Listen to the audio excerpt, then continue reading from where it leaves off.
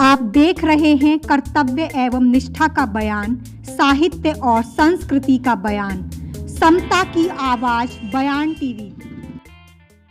जय भीम साथियों, मैं साक्षी गौतम। उदय संस्था Bharat, doctor Ambedkar mission and foundation Shilpkar Sabha द्वारा 2 अक्टूबर 2021 को Suchetna social service centre Kathgodam Haldwani Nainital में संविधान चिंतन शिविर का आयोजन हुआ। चिंतन शिविर में भाग लेते हुए किसान नेता सत्यपाल सिंह ठुकराल ने कहा कि सभी महापुरुषों को मैं नमन करता हूँ, वंदन करता हूँ। लंगड़े को टांग, लूले को हाथ, बहरे को कान, अंधे को आँख, बेजुबान को जुबान, हम सबको देने वाले संविधान बाबा B.R. अम्बेडकर जी के चरणों में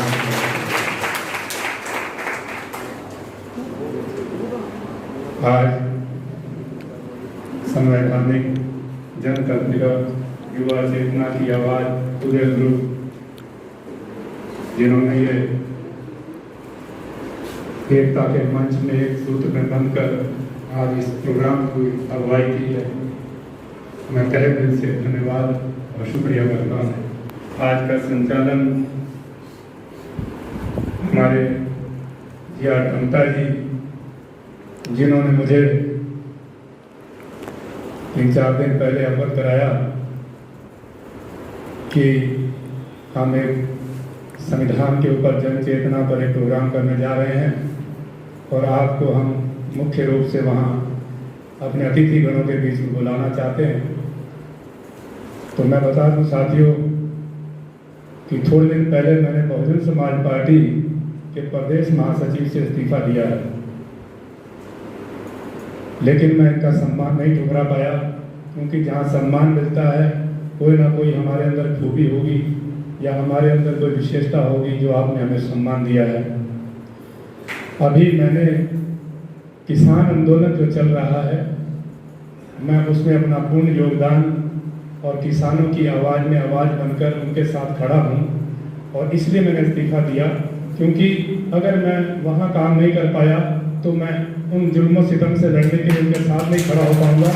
इसलिए हमने त्याग किया, पार्टी को नहीं छोड़ा है, पद से एक बार त्याग पत्र दिया है मैं, क्योंकि पहले जानकारी देना उचित है, क्योंकि कल मुझे ना कहे कि आज इसमें मुख्य अतिथि बसपा के हैं, तो इसमें राजनीतिक मैंने पहले ही पूछ लिया था, कोई मंच नहीं है, ये हमारा बाबा साहब का मिशन है और इसमें हम एक यज्ञ किया है, उसमें आहुति डालने का काम कर रहे हैं। तो दूसरा मैं आपको बता दूं कि मैं 9 माह लगभग हो गए जूता चप्पल नहीं पहनता हूँ, नंगे पैर किसानों के लिए जो शहीद हुए हैं, 700 जाने गई हैं, उनके लिए सच्ची श्रद्धांजलि से मैं नंगे पैर 9 माह से। दूसरा, 1.25 महीना हो गया मुझे अन्न त्यागे हुए, जिसमें मैं अन्न नहीं ले रहा हूँ। कारण क्या है कि हमारे जो किसान शहीद हुए हैं, उनके परिवार, जिनके परिवार से कोई चिराग जाता है, उनके लिए उनके परिवार में क्या उनको खाना खाने की इच्छा होती होगी, या उनको जो उनके संग जिनका चिराग गया है, जिनका बुजुर्ग गया है, या जिनका बेटा गया है, या जिनकी माता बहन गई है, इस आंदोलन की भेंट चढ़ी है। कई लोग अपनी राजनीतिक रोटियां भी सेक रहे होंगे, कोई इलेक्शनों की बात कर रहा होगा, कोई कल को मांगे पूरी हो जाएंगी, मंत्री पद ले लेगा, लेकिन उसकी जगह शहादत जिन्होंने दी है उनकी जगह कोई नहीं ले पाएगा। इसलिए मैंने सच्ची श्रद्धांजलि के लिए उनके लिए त्याग किया। उसके साथ साथ मैंने गाजीपुर बॉर्डर पे जहां हमारे आंदोलन चल रहा है, वहां पे बहुत बड़े बड़े हमारे चित्र जो है बाबा साहब के लगे हुए हैं, और ये लड़ाई सीधी अधिकारों की है, संविधान की ही है। तो मैं यहां से नंगे पैर जो यात्रा है 235 किलोमीटर करके अभी आपके बीच में आया हूं। तपती रोड थी, बारिश गर्मी मौसम बदलता था, मेरे पैरों के नीचे के जो है तलियां पूड़ी की तरह पक चुकी हैं, अभी भी एग्जाम्पल तौर पे हैं। तो मैंने इनका प्यार ठुकराया नहीं, जी.आर. टमटा जी का। मैंने कहा मैं जरूर आऊँगा। अभी हल्का फीवर भी था थकन की वजह से, लेकिन मैं जहाँ बाबा साहब की बात आती है, जहाँ संघर्ष की बात आती है, जहाँ दबे कुचले की बात आती है, वहाँ मेरा आहुति देने को ऑटोमेटिक मन करता है। तैयारी नहीं थी, लेकिन यह है कि हम तैयार होकर के आए हैं आपके बीच में, क्योंकि सबसे पहले हमें आपस में एक इंट्रोडक्शन होना होता है, एक मानवता होनी होती है, एक जागृति होनी होती है। जो हमारे बाबा B.R. अम्बेडकर जी ने इस भारत को संविधान दिया, यह कहना आसान है, लेकिन हमारे बाबा साहब ने जब ये संविधान दिया तो उन्होंने कितनी पीड़ा और कितने कष्टदायक जीवन को निभा करके एक चप्पलों पे बैठकर शिक्षा ग्रहण की, जहां एक नल को हाथ लगाने की भी आज्ञा नहीं थी। किस तरह उनका जीवन काल रहा होगा, कितनी बड़ी शहादत होगी, जिनकी वजह से आज हमें अधिकार मिले और ये कुर्सियां मिली और आज अपनी बात और अपने अधिकारों के लिए लड़ने के लिए, अपनी बात कहने के लिए जो अधिकार मिले वो बाबा साहब के अधिकार और त्याग की वजह से मिले, बाबा साहब के त्याग की वजह से मिले। मैं एक साधारण एक मजदूर तबके से, बल्कि समाज में सिख में पैदा हुआ हूं, लेकिन मैं बड़े मजदूर तबके से मैंने अपनी जिंदगी की शुरुआत की है और उस शुरुआत से मैं सच्ची निष्ठा और ईमानदारी से, और मैं खुश नसीब समझता हूं कि मुझे बहुजन समाज पार्टी और संविधान को सच्ची निष्ठा से खींचने वाले मिशन की और मुझे उनके साथ जुड़ने का मौका मिला एक साधारण व्यक्ति को, और मुझे बहुत जल्दी ईमानदारी से, इतनी ऊपर निष्ठा और ईमानदारी से मुझे मान सम्मान आज मिला, जो मैं आज मंचों पे आपके सामने और अपने परिवार के बीच में खड़ा होने का मौका मिल रहा है। साथियों, ब्रिटिश काल में हमारे संग क्या होता था आप लोग भली भांति जानते हैं, लेकिन जब से बाबा साहब ने संविधान लिखा, इस पे विचार किया, तो आज कहीं जाकर के हमने कुछ सीख पाए हैं। जैसे कि बता दें कि 1947 की आजादी के बाद अब कुछ संविधान को हमने समझना शुरू किया है। उसका कारण क्या है? क्योंकि संविधान तो बना, लेकिन संविधान को समझने के लिए अभी हम पूरी तरह तैयार नहीं हुए।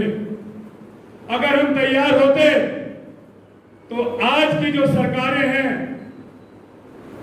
जिसके आज हमें जो अपने उसी गुलामी की जंजीरों में जकड़कर और उसी हिटलरशाही रवैये को आज हमारे पर अपना रही है। कारण क्या है? क्योंकि हम संविधान को अभी समझ नहीं पाए हैं।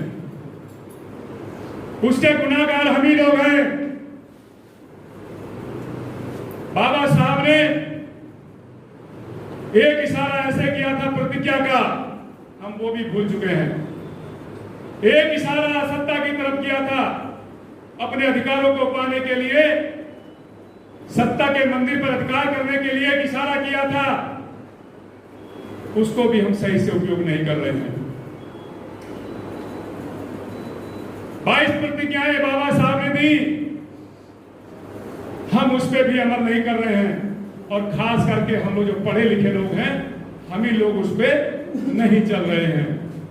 एक आम व्यक्ति जो किसी भी कास्ट का हो, उसको ये पता नहीं है, उसको ये पता है कि मेरे पढ़े लिखे और मेरे समाज के लोग जिधर जा रहे हैं हमारी सही राह है। वो विश्वास कर रहा है, चाहे वो धर्म का मामला हो, चाहे शिक्षा का मामला हो, वो सिर्फ विश्वास कर रहा है। विश्वास किसके कर रहा है? जो हमारे पढ़े लिखे लोग हैं। लेकिन कहीं ना कहीं हम लोग पढ़े लिखे लोग ही हमारे गलतियां कर रहे हैं, जिसका खामियाजा आज हमें आम जनता को भुगतना पड़ रहा है। हमारे समाज के अगुवाई कर रहे तमाम लोग नेतृत्व करते हैं। जिस प्रकार बाबा साहब ने हमको वोट का अधिकार दिया और वोट का अधिकार देने के बाद में, वोट का अधिकार था असली नाम मतदान, और मतदान का मतलब है अपनी मत और अपनी बुद्धि का सही प्रयोग। लेकिन हमने उसको क्या बना लिया? पूंजीपतियों की रखेल। पूंजीपतियों की रखेल, ये मैं इसलिए शब्द बता रहा हूं क्योंकि लड़ाई दो ही समाज की है, या तो पूंजीपतियों की या मेरी गरीब जनता की। अगर पूंजीपति की लड़ाई है, जो हम पे पूंजीपति राज कर रहे हैं, हमें विश्वास है कि अगर हम इनको चुनेंगे तो ये हमारे पढ़े लिखे लोग हैं, हमारी नाली खंजा, हमारा राशन, हमारी नौकरियां, हमारे उत्थान, मानव उत्थान के लिए ये लोग सही रास्ता और सही पैसा खर्च करके हमको सही न्याय और सही हमारे अधिकार दे पाएंगे। इसीलिए हम पूंजीपतियों पर विश्वास करते थे। लेकिन एक व्यवस्था जो बाबा साहब ने बनाई, वो मतदान की बनाई। वो इसलिए बनाई, अगर ये हम लोगों से गलत करेंगे, ये हमारे संविधान से छेड़छाड़ करेंगे या हमारे हमको लूटने का काम करेंगे, तो उन्होंने एक व्यवस्था बनाई मतदान की, वोट के अधिकार की, ताकि हम लोग अपने बीच से ही इन पूंजीपतियों से लड़ने वाले और शिक्षित करके गरीब समाज को, अपने बच्चों को पढ़ा करके इनसे लड़ने वाले बना सके। एक पूंजीपति से, एक वोट के अधिकार से हम लोग अपना राजा बनाकर इनके अधिकारों से अपने अधिकार ले सकें। साथियों, बाबा साहब ने धर्म को, अधिकारों को, रोजगारी बेरोजगारी को, एक समता मूलक समाज, जिस प्रकार बैलेंस बनाकर, एक आपने देखा होगा कानून के जब कोर्ट में जाते हैं तो एक महिला के हाथ पे पट्टी बंधी है, दूसरे हाथ में तराजू है और बराबर समानता एक समान है। इसी प्रकार बाबा साहब ने संविधान को एक समान बनाया, चाहे वो धार्मिक की दिशा में हो, चाहे वो राजनीति की दिशा में हो, चाहे वो समानता के न्याय की तरफ हो। उन्होंने समता मूलक और एक समानता और एक बराबर का अधिकार देकर के सबको मान सम्मान दिया। लेकिन आज वो वक्त आ गया है, ना तो आज हमारे कर्मचारियों को उनकी सेवा का सही सम्मान मिल रहा है, ना ही हमारे धर्म को जो चला रही है संस्थाएं या हमारे धर्मगुरु महापुरुष, जिनके बताए हुए मार्ग पर कुरान, गीता, बाइबल, रामायण सब कुछ बना, आज वो भी कहीं ना कहीं अत्याचार के कटघरे में खड़ा है। आज जो बाबा साहब के सपने हैं, जो भारत का संविधान है, हमारे चुप रहने की वजह से कहीं ना कहीं बिखरता नजर आ रहा है। हमें जागने की जरूरत है। अभी कल का समय भी है, हम लोग और भी अपने जो दंड के विचार हैं वो रखेंगे, क्योंकि ये पढ़े लिखे विचार नहीं है जो मैं बोल रहा हूं, ये बीती हुई बोल रहा हूं। रात में जब हम सोते हैं, जब हमारे किसान मजदूर माता बहन पे अत्याचार होता है, तो हमारा ध्यान बाबा साहब की तरफ जाता है, तब हमारा ध्यान उन महापुरुषों पर जाता है, तब हमारा ध्यान उन महापुरुषों पर जाता है कि जिन्होंने हमें सही मार्ग और सही दिशा दिखाई। लेकिन आज हम उन पूंजीपतियों और उन लालच के देने वाले लोगों, और दूसरा जिधर भीड़ देखी उधर काला ऊंचा करने के चक्कर में पड़े हुए हैं, अपने विचारों और आदर्शों को भूल चुके हैं। मैं आपसे पूछता हूं, आज की डेट में हाईलाइट जो 3 पार्टियां हैं, अगर तीनों पार्टियों से एक ही समाज के लोग खड़े कर दिए जाएं तो आप किसको चुनेंगे? आप किसको चुनेंगे? क्योंकि आपने ये देखना है कि इस आदमी के पास पैसा ज्यादा है या इसकी थोड़ी विचारधारा या सामाजिकता है, आपने चुन लिया। लेकिन आपने ये कभी ध्यान नहीं दिया कि हमारा विचार और हमारी विचारधारा किससे जुड़ी हुई है। आपने हमेशा उसको चुना जिसके पीछे भीड़ होती है, या जिसके पीछे पर्सनालिटी अच्छी होती है, या जिसके पास पैसा ज्यादा होता है। अगर सही विचारधारा चुनी होती तो आज हमारे बाबा साहब और संविधान को छेड़ने वाले की ताकत नहीं होती। मेरे कहने का मतलब है कि जो आज अत्याचार हो रहा है राजनीतिक पार्टियों को, जो आज राजनीतिक पार्टियां अत्याचार कर रही है हमारे गरीब समाज या हमारे कर्मचारी हो, जिनको जो आज समानता समता मूलक समाज की स्थापना और जो बाबा साहब ने अधिकारों की बात की थी, उनको कहीं ना कहीं दबाया जा रहा है और अपने नए नए कानून और नए नए संविधान को छेड़ करके अपने हक के संविधान बनाए जा रहे हैं। लेकिन उस किताब को खोल के नहीं देख रहे जो बाबा साहब हाथ में लेके हमेशा हमारे साथ 24 घंटे खड़े दिखते हैं।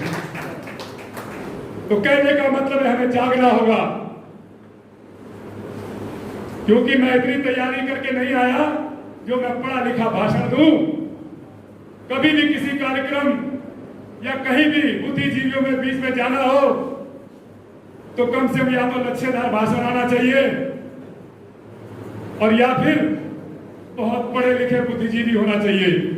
लेकिन मैं एक प्रैक्टिकल किसान हूं जिसने रिक्शा चलाकर पल्लेदारी करके उसके बाद राजनीति में पैर रखा। सामाजिक था मैं, एक समाज सेवी था। जब राजनीति में आया तो मैंने जब छीटा कसी और ये सब देखा तो मेरा मन टूटा। क्यों? मैं तो एक रिक्शा चालक या किसी हाथ पैर टूटे हुए को उठा करके हॉस्पिटल ले जाया करता था, किसी को बुखार हो जाए अपनी साइकिल पे बैठा के ले जाया करता था। तो मैंने सोचा अगर मैं इनके साथ रहूंगा तो हो सकता है कि इनसे कुछ सीखने को मिले। लेकिन जब इनके साथ चला तो मेरा दिल टूटा, मन रोया। क्यों? कि जिनको हमने राजा बनाया और जिनको हमने जिताया उसी ने हमारे गरीब समाज के जिसमें रोटियां खाते उसी को उत्पीड़न दिया। इसलिए फिर मेरे मन में आया कि मुझे कहां रहना चाहिए। तो मैंने एक मिशन को चुना जो बाबा साहब का मिशन है और मान्यवर काशीराम साहब ने उस मिशन को जागरूकता में लाके राजनीति मूवमेंट दिया, DS4 बामसेफ। तो मैंने उनके बीच में रहकर बहुत कुछ सीखा। सीखने के बाद में जब मैं राजनीति में जब गया तो मेरे मन को थोड़ी आहत हुआ कि यहाँ पर भी देखो जो जिस समाज को जिस पे विश्वास है वहां भी आज हमसे विश्वासघात हो रहा है।